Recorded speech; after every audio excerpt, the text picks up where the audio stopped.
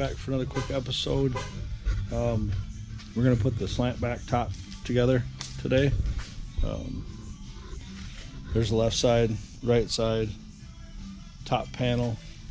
There's a hatch over there, and then there's the actual top. I haven't lined that in the suede yet. I will do that on camera when I do that. I did these pieces at home the other night. The only other thing I pre-did for this is I did paint the C-pillar black, get rid of the green. I'll be painting the inside of the truck black too as well. So we wanted to do that before we got it all put together.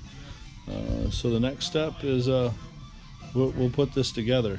Looks like the battery is just about dead, so we will put this together on camera in about an hour or so. Thanks. Stay tuned.